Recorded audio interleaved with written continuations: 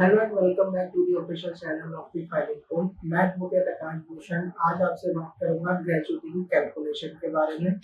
अगर आपको ये जानना है ग्रेजुटी क्या होती है, किसको मिलती है, क्या उसकी मैक्सिमम लिमिट होती है, क्या उसके रूल्स हैं, तो वो हमने अपनी पिछली वीडियो में बताया था। आप उसको एक बार जरूर देखें।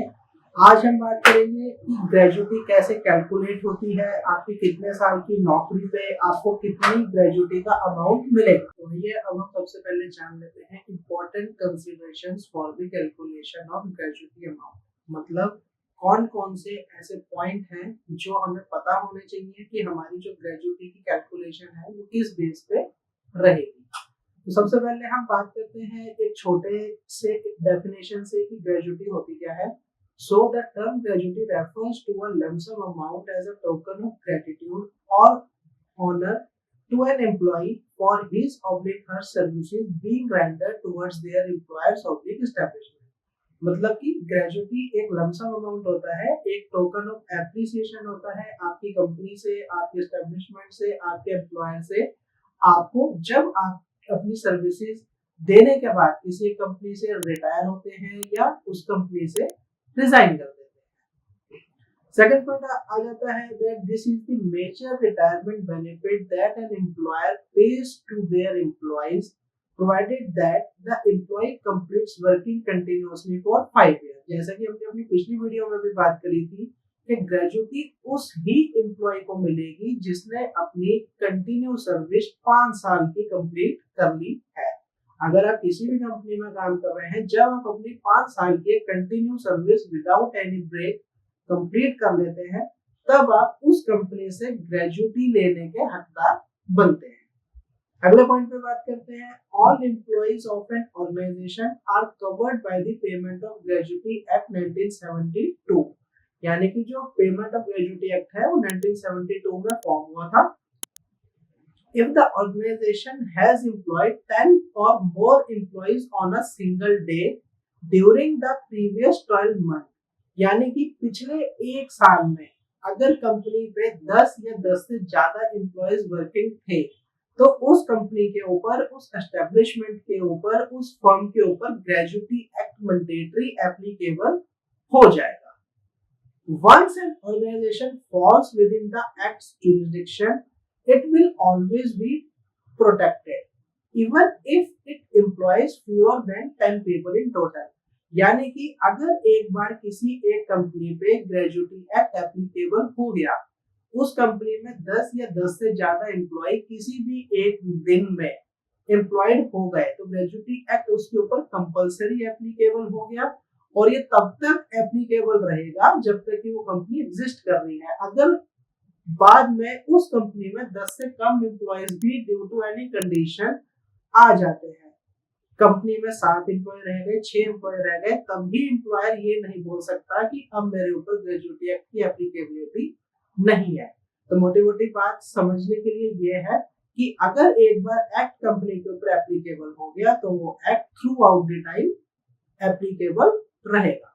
तो अब हम बात करते हैं सबसे आखिरी पॉइंट की, जो कहता है an employee's year of service will be consider complete if they work for more than half of the year in any given year। मतलब कि अगर किसी एक एम्प्लॉय ने 6 महीने से ज्यादा कैलेंडर ईयर के अकॉर्डिंग किसी एक कंपनी में काम किया, सपोज करिए कि आपने 6 साल 8 महीने उस कंपनी में काम किया है, तो आपको जो ग्रेजुटी मिलेगी वो आपको 7 साल की मिलेगी। आगे बढ़ते हैं। On the other hand that year should not be included in the gratuity computation if he or she works for fewer than 6 months in that particular year। कहने का मतलब ये है कि ग्रेजुटी जो कैलकुलेट होगी वो कैलेंडर ईयर के अकॉर्डिंग होगी।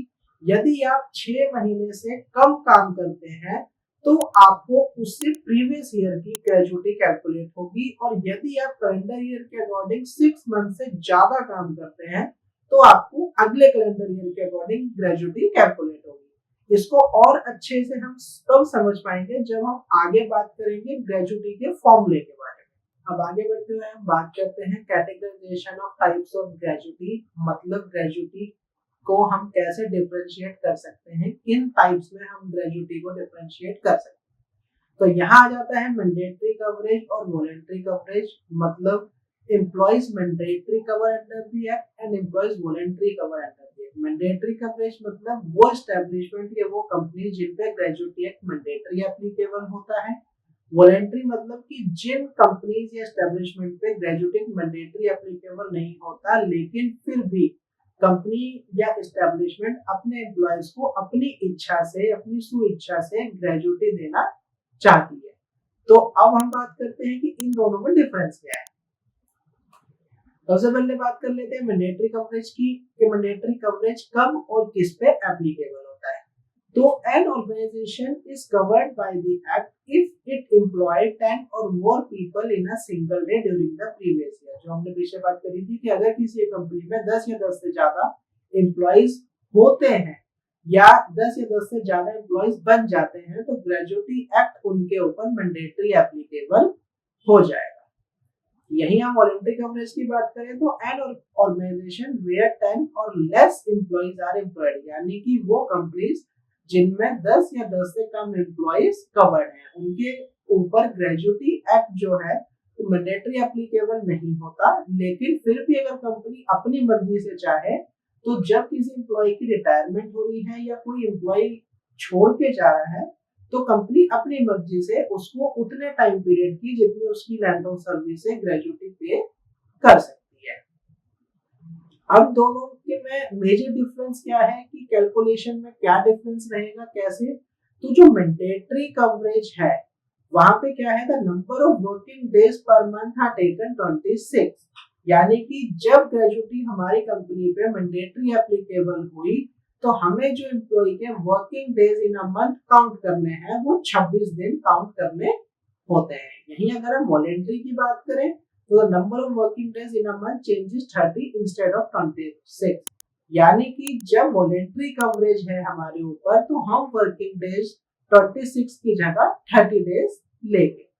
लास्ट पॉइंट पे बात कर लेते हैं, the last drawn salary in contest includes basic salary and dearness allowance, यानी कि हमें जब ग्रेजुटी कैलकुलेट करनी होती है तो हम किस सैलरी को लेते हैं, हम ग्रॉस सैलरी को ना लेकर के सिर्फ जो हमारा बेसिक और डीए होता है उसके ऊपर ग्रेजुटी कैलकुलेट करी जाती है। तो चाहे हमारे ऊपर मैंडेटरी कवरेज है या हमारे ऊपर वॉलंटरी कवरेज है, दोनों में जो ग्रेजुटी कैलकुलेट करने के लिए सैलरी ली जाएगी वो बेसिक प्लस डीए, जो हमारा बेसिक सैलरी का और हमारा डीए का जोड़ होगा, सिर्फ उस अमाउंट को ही रखते हुए हम अपनी ग्रेजुटी कैलकुलेट करेंगे। तो आगे बढ़ते हैं और बात करते हैं उस फॉर्मूला की, उस मेथड की और टेक्निक की जिससे कि हमारी ग्रेजुटी कैलकुलेट होगी या हमें अपनी ग्रेजुटी को कैलकुलेट करना है। तो पहले बात कर लेते हैं मैंडेटरी बेसिस की, मतलब कि वो कंपनीज या वो एम्प्लॉय जिनके ऊपर ग्रेजुटी मैंडेटरी एप्लीकेबल होती है तो उसमें किस फॉर्मूले से ग्रेजुटी कैलकुलेट करी जाएगी। बहुत आसान फॉर्मूला है, कोई ऐसा मुश्किल नहीं है।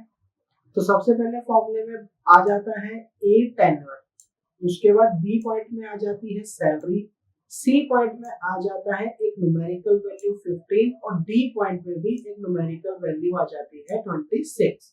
फॉर्मूले में अगर हम समझे तो tenure multiply by salary multiply by 15 divided by 26।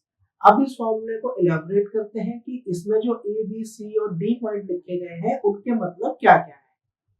तो ए पॉइंट का मतलब टेन्योर, टेन्योर से हमें समझ आता है कि हमारी किसी भी एक समय की बात हो रही है, लेंथ ऑफ सर्विस या फिर number of years of services, यानी कि हमने किसी भी एक कंपनी में कितने साल काम किया, कितनी हमारी लेंथ ऑफ सर्विस है, वो बनता है हमारा टेन्योर। बी पॉइंट पे बात कर लेते हैं सैलरी। सैलरी मतलब कि जब हमें हमारी ग्रेजुटी कैलकुलेट करनी है तो हमें किस अमाउंट के ऊपर कैलकुलेट करनी है या सैलरी का कौन सा हिस्सा लेना है। तो इसमें हमें सबसे जरूरी बात ये समझनी है कि हमें जब अपनी ग्रेजुटी कैलकुलेट करनी है तो वो हमारी ग्रॉस सैलरी पर कैलकुलेट नहीं होती, हमारी C2C हमारी टोटल सैलरी पे कैलकुलेट नहीं होती, सिर्फ जो ग्रेजुटी कैलकुलेट होती है वो हमारी बेसिक पे प्लस डीए ऑब्लिक डियरनेस पे, बहुत सी कंपनी डीएनएस अलाउंस लिखती है, बहुत सी कंपनी डीएनएस पे लिखती है। तो हमें सिर्फ इतना याद रखना है कि जब हमें हमारी ग्रेजुटी को कैलकुलेट करना है तो जो हमारी बेसिक पे प्लस हमारी डीएनएस पे होगी, इन दोनों फिगर का जो सम टोटल आएगा सिर्फ उतना ही हिस्सा हमें हमारी सैलरी में से ग्रेजुटी के लिए लेना है। फॉर एग्जाम्पल हम बात करते हैं किसी एक एम्प्लॉय की 1 लाख रुपए सैलरी है और उसका बेसिक और डीए जो है वो 70,000 रुपीज है। अब जब भी उस एम्प्लॉय की ग्रेजुटी कैलकुलेट की जाएगी तो जो उसका बेसिक प्लस डीए का अमाउंट है 70,000, सिर्फ उस 70,000 के अमाउंट को रख के ही ग्रेजुटी कैलकुलेट की जाएगी, ना कि पूरे 1 लाख रुपए पे जो कि उसकी ग्रॉस सैलरी है। सी पॉइंट पे बात कर लेते हैं 15 एक न्यूमेरिकल वैल्यू है जो कि फॉर्मूले में डिफाइंड है। इसको हम इजी वे में कैसे समझ सकते हैं, days for which salary is consider per month, यानी कि नंबर ऑफ डेज जिनके ऊपर सैलरी कंसीडर हमारी करी जाती है पर मंथ के अकॉर्डिंग। अब आ जाते हैं डी पॉइंट पे 26 एक न्यूमेरिकल वैल्यू है जैसा कि हमने अभी पीछे बात करी थी। अब हम यहाँ जो ग्रेजुटी कैलकुलेट कर रहे हैं वो हम अपनी मैंडेटरी बेसिस पे कैलकुलेट कर रहे हैं। तो मैंडेटरी बेसिस में जब हमें हमारी ग्रेजुटी कैलकुलेट करनी है तो जो हमारे number of working days in a month होंगे वो 26 होते हैं। हमें 26 दिन के ऊपर ही अपनी ग्रेजुटी को कैलकुलेट करना होता है, यानी कि एक महीने में 26 वर्किंग डेज काउंट करने होते हैं on the calculation of mandatory basis of the gratuity. तो अब हमें फॉर्मूला समझ आ गया है। टेन्योर मतलब length oblique number of years of services. B में आ जाती है हमारी सैलरी, सी हो जाता है 15। इन तीनों के मल्टीप्लीकेशन को डिवाइड कर देते हैं हम 26 से। इसको एक एग्जांपल के तौर पर अब हम यहाँ समझते हैं। एक मिस्टर एक्स थे जिनकी बेसिक प्लस डीएमएस जो अमाउंट थी सैलरी की वो 40,000 रुपीज थी और उन्होंने एबीसी लिमिटेड कंपनी में 14 साल 9 महीने के लिए काम किया। अब हमें यह पता करना है कि जब वो उस कंपनी से रिटायर हुए तो उनकी जो ग्रेजुटी है वो कितनी बनेगी। तो इसी अमाउंट्स को अब हम यहाँ पर अपने फॉर्मूले में डालेंगे। यहाँ पर हमें सबसे ज्यादा ध्यान रखने वाली चीज ये है कि अगर हम 14 साल 9 महीने की बात कर रहे हैं, जैसा कि हमने पीछे डिस्कस किया था कि ग्रेजुटी के लिए जब हम अपने टेन्योर या लेंथ ऑफ सर्विस लेते हैं तो वो कैलेंडर ईयर के अकॉर्डिंग लेते हैं। कैलेंडर ईयर की बात करी जाए तो 1 जनवरी से लेकर के 31 दिसंबर तक का हमारा कैलेंडर ईयर होता है। तो हमने पीछे डिस्कस किया था कि अगर किसी एक एम्प्लॉय ने 6 महीने से ज्यादा काम किया होता है ड्यूरिंग 1 कैलेंडर ईयर, तो जो अगला साल होता है उसके ऊपर हमें टोटल ग्रेजुटी मिलती है। जैसे कि यहाँ पर 14 साल 9 महीने की बात करी गई है तो हमारी जो ग्रेजुटी के लिए टेन्योर निकलेगा वो हमारा 15 साल निकलेगा, यानी कि हमें हमारे 15 साल की लेंथ ऑफ सर्विस के अकॉर्डिंग ग्रेजुटी मिलेगी। तो ए में आ गया टेन्योर यानी कि 15, बी में आ गया 40,000 जो है वो मिस्टर एक्स का बेसिक प्लस डीए का अमाउंट है। मल्टीप्लाई कर दिया हमने इसको 15 से और डिवाइड कर दिया हमने इसको 26 से। तो यानी कि इस फॉर्मूले को हमने कैलकुलेट किया 15 multiply by 40,000 multiply by 15 divided by 26। तो मिस्टर एक्स की जो ग्रेजुटी निकल के आई वो 3,46,153 रुपीज निकल के आती है as per the calculation made on the mandatory basis of the gratuity. यानी कि मिस्टर एक्स जब अपनी 14 साल 9 महीने की कंटिन्यूस सर्विस करने के बाद कंपनी से रिटायर हुए तो उनको कंपनी ने 3,46,153 रुपीज की ग्रेजुटी पे करी। अब आगे बढ़ते हुए हम बात कर लेते हैं calculation of gratuity as per the voluntary basis. पीछे हमने बात करी थी कि हमें हमारी ग्रेजुटी का कितना अमाउंट मिलेगा अगर कंपनी के ऊपर ग्रेजुटी मैंडेटरी एप्लीकेबल है। अब हम बात कर रहे हैं वॉलंटरी बेसिस की। यदि किसी कंपनी में 10 या 10 से कम एम्प्लॉयड है पर्सन, जैसा हमने पीछे समझ लिया है, तो अगर वो कंपनी अपनी मर्जी से वॉलंटरी अपनी इच्छा से ग्रेजुटी देना चाहती है तो वो किस फॉर्मूले से ग्रेजुटी निकाल के अपने एम्प्लॉइज को देगी। पिछले फॉर्मूले की तरह ये फॉर्मूला भी सेम है, ए टेन्योर, बी सैलरी, सी 50। ए का मतलब हो गया टेन्योर यानी कि हमारी length oblique number of years of service, जिसको हम यूं समझ सकते हैं कि कितने साल हमने उस कंपनी में काम किया, जो हमारी लेंथ ऑफ सर्विस है। बी में आ गया सैलरी, सैलरी का मतलब वही हमारी बेसिक प्लस हमारी डी है। हम यहाँ पर भी अपनी ग्रॉस सैलरी को नहीं लेंगे, ग्रॉस इनकम को नहीं लेंगे, सीटीसी को नहीं लेंगे, सिर्फ जो हमारी बेसिक और डीए की सैलरी है, उस बेसिक प्लस डीए का जो सम टोटल है, उसी अमाउंट को वॉलंटरी बेसिस में भी हम अपनी ग्रेजुएटी कैलकुलेशन के लिए लेंगे। उसके बाद आ गया 15 is the same as per the previous one, days for which salary is considered per month. सिर्फ यहाँ पर डिफरेंस कहाँ आया, यहाँ डिफरेंस आया इस 30 में, यानी कि हमने जब मैंडेटरी बेसिस में बात करी थी तो हमने जो number of working days in a month लिए थे वो हमने 26 लिए थे, लेकिन जब हम वॉलेंट्री बेसिस पे किसी को ग्रेजुएटी दे रहे हैं तो यहाँ number of working days in a month जो होंगे वो 30 हो जाएंगे 26 की जगह। ये हमने पीछे जब कंपैरिजन किया था उसमें भी ये पॉइंट हमने वहां पे समझा था और वहां पे डिस्कस किया था कि जब हम वॉलंटरी बेसिस पे किसी को ग्रेजुएटी दे रहे हैं तो हमें एक महीने में जो number of working days count करने हैं वो हमें 30 करने हैं, लेकिन मैंडेटरी बेसिस में हमें 30 की जगह 26 करने हैं। यहाँ पर भी सेम एग्जांपल लेते हैं कि मिस्टर एक्स है जिनकी बेसिक प्लस डीए की जो सैलरी है वो 40,000 पर मंथ है, वो एक एबीसी लिमिटेड कंपनी में एम्प्लॉयड है, लेकिन इस बार यहाँ उन्होंने 14 साल और 3 महीने ही काम किया है, तो अब उनकी ग्रेजुएटी कितनी होगी। तो बेसिक प्लस डीए की सैलरी 40,000 है, वो हमारी यहाँ पर सेम रहेगी। अब यहाँ पर जो लेंथ ऑफ सर्विस है वो यहाँ पर 14 आएगी, क्योंकि मिस्टर एक्स ने सिर्फ 3 महीने ही एक कैलेंडर ईयर के काम किया। पिछले पिछले में मिस्टर एक्स ने 14 साल 9 महीने काम किया था, जबकि अब यहाँ पर मिस्टर एक्स ने 14 साल 3 महीने ही काम किया है। तो पिछले में हमने मिस्टर एक्स का जो टेन्योर काउंट किया था वो हमने 15 इयर्स काउंट किया था, यानी कि मिस्टर एक्स को 15 साल की ग्रेजुएटी मिली थी, लेकिन यहाँ पर मिस्टर एक्स ने सिर्फ 3 महीने काम किया है, जो कि 6 महीने से कम है, जो हम अभी डिस्कस कर रहे थे कि 1 जनवरी से लेके 31 जुलाई तक का जो कैलेंडर ईयर होता है वो ग्रेजुएटी में हम मानते हैं। तो यहाँ पर जो मिस्टर एक्स की ग्रेजुएटी कैलकुलेट होगी वो सिर्फ 14 साल के लिए ही होगी, क्योंकि मिस्टर एक्स ने 6 महीने से कम काम किया ड्यूरिंग द कैलेंडर ईयर। तो अब हम इन सेम फिगर्स को यहाँ पर अपनी कैलकुलेशन में डाल देते हैं। 14 multiply by 40,000 multiply by 15 divided by 30।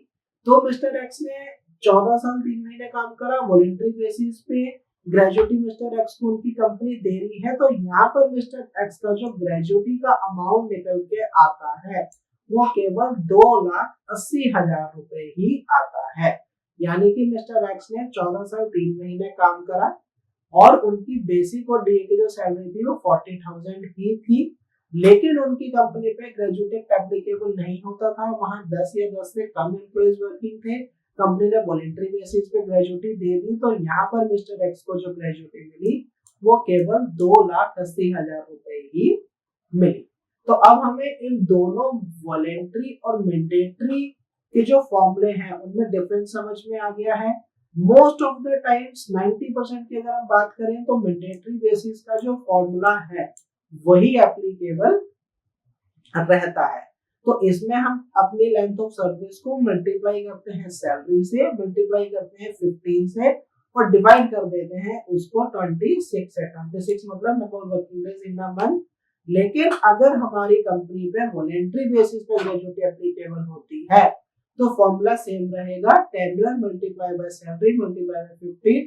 यहाँ पर हम इसको डिवाइड करेंगे 30 से, यानी कि एक महीने में number of working days voluntary में 30 और एक महीने में number of working days on mandatory basis of gratuity में हो गए 26। अब हम बात करते हैं सबसे लास्ट पॉइंट की, 4 फीचर ऑफ ग्रेजुएटी। अभी तक हम बात करते आए थे एक एम्प्लॉइज के राइट की, जो भी ग्रेजुएटी के रूल्स हैं जो भी ग्रेजुटी एक्ट के पॉइंट्स है, एक एम्प्लॉय को कब ग्रेजुटी मिलेगी, कितनी ग्रेजुटी मिलेगी, किस फॉर्मूले पे मिलेगी, क्या क्या उसमें मैक्सिमम पॉइंट है, क्या क्या उसमें नॉमिनेशन है, या क्या क्या हमारी ग्रेजुटी के राइट्स हैं जो एक एम्प्लॉय को मिलते हैं।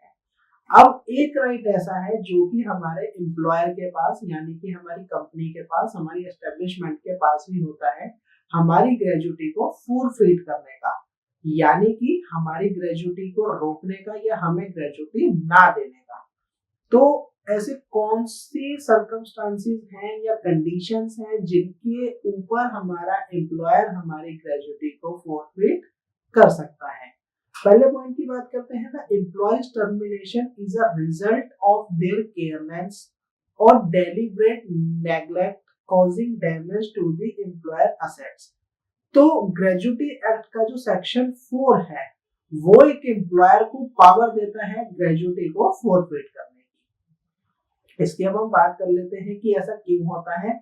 अगर किसी एक एम्प्लॉय का टर्मिनेशन होता है ड्यूरिंग द सर्विस, उसकी नेग्लिजेंस की वजह से, उसकी केयरलेसनेस की वजह से, या उससे कोई ऐसी एक्टिविटी हुई जिससे कि एम्प्लॉयर की असेट्स को, एम्प्लॉयर के फाइनल गुड्स को, एम्प्लॉयर के जो भी फिनिश्ड गुड्स पड़े हैं, जो भी उसका माल है, या कोई भी किसी भी तरीके का डैमेज एम्प्लॉयर के असेट्स को पहुंचता है, तो एम्प्लॉयर उसमें उस एम्प्लॉय को जब भी टर्मिनेट करेगा उसकी ग्रेजुटी को फॉरफिट कर सकता है। इसको ऐसे समझते हैं कि आपकी नेग्लिजेंस से एम्प्लॉयर का कोई लॉस हो गया, या आपकी एक्टिविटी से जो गुड्स थे वो डैमेज हो गए, वो खराब हो गए, जिसमें कि आपकी केयरलेसनेस प्रूव होती है, आप उसके लिए रिस्पॉन्सिबल पर्सन बनते हैं, तो आपकी जो ग्रेजुटी है वो आपके एम्प्लॉयर को फॉरफिट करने का राइट उसके पास है। सेकंड पॉइंट बात कर लेते हैं, forfeiture can also be done due to employee's immoral behaviour, misconduct और अदर वायलेंट एक्टिविटीज। यानी कि अगर किसी एक एम्प्लॉय का उसकी सर्विस के दौरान इमोरल बिहेवियर है, मिसकंडक्ट है, वायलेंट एक्टिविटीज है, यानी कि वो अपने सहकर्मियों से लड़ता झगड़ता रहता है, उसका बर्ताव जो है वो अपने एम्प्लॉयज की तरफ, अपने काम की तरफ या अपनी मैनेजमेंट की तरफ वायलेंट है, झगड़ालू किस्म का है, गुस्सैल किस्म का है, तब भी अगर उसका टर्मिनेशन होता है और ये चीज प्रूव होती है कि इस एम्प्लॉय ने जानबूझ के इमोरल बिहेवियर किया या उसका नेचर ही ऐसा है, तब भी उसका जो एम्प्लॉयर है उसकी ग्रेजुटी को फॉरफिट कर सकता है। कुल मिला के बात यह है कि अगर किसी एम्प्लॉयर का डैमेज होता है उसकी एम्प्लॉय की वजह से, चाहे वो उसकी केयरनेस की वजह से रहा, नेग्लिजेंस की वजह से रहा, उसके इमोरल बिहेवियर की वजह से रहा, तो एम्प्लॉयर उस एम्प्लॉय की ग्रेजुटी को फॉरफिट कर सकता है, देने से मना कर सकता है। एक यहाँ केस लॉ है JKP Singh versus union of India, जो कि 4 अगस्त 2023 को डिसाइड हुआ था। इसमें एम्प्लॉयर ने 50% जो ग्रेजुटी थी इस एम्प्लॉय की, जेकेपी सिंह की, वो फॉरफिट कर दी थी। इस केस को और ऐसे ही बाकी केसेस को जिनमें की ग्रेजुटी फॉरफिट हुई है हम अपनी अगली वीडियो में डिस्कस करेंगे। लास्ट पॉइंट हम यहाँ पर आ जाते हैं जो कि सबसे ज्यादा इंपॉर्टेंट है कि हमारी ग्रेजुटी कब फॉरफिट नहीं हो सकती। तो it is important to remember that an employer can not deny a employees gratuity because they are insolvent. यानी कि अगर कोई एक कंपनी बैंकरप्ट हो जाती है, दिवालिया हो जाता है, या वो अपनी कंपनी को इंसॉल्वेंसी में डाल देते हैं, तो इस चीज का बहाना लेके एम्प्लॉयर अपने एम्प्लॉय की ग्रेजुटी देने से मना नहीं कर सकता। सिर्फ 2 कंडीशन में मना कर सकता है, या तो उसकी केयरनेस है, उसकी नेग्लिजेंस है, एम्प्लॉयर के असेट्स को डैमेज हुआ, या एम्प्लॉय का जो बिहेवियर है वो इमोरल रहा। लेकिन अगर कोई भी एम्प्लॉयर ये कहता है कि अभी मंदी चल रही है, हमारे पास पैसा नहीं है देने के लिए, हम अपनी कंपनी बंद कर रहे हैं, कंपनी शट डाउन हो रही है, तो इस केस में ग्रेजुटी फॉरफिट नहीं होगी। आप अपना केस उस एम्प्लॉयर के अगेंस्ट में फाइल कर सकते हैं। अपने ग्रेजुटी की जो डिमांड है वो उस एम्प्लॉयर पे रख सकते हैं, और एम्प्लॉय बाध्य है आपकी उस ग्रेजुटी के अमाउंट को आपको देने के लिए।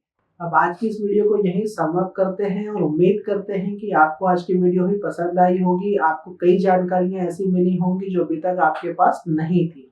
तो हमसे फर्दर जुड़ने के लिए, फर्दर जानकारी लेने के लिए यहाँ पे आपको कॉन्टैक्ट नंबर दिए गए हैं, आप उन पे कॉन्टैक्ट कर सकते हैं।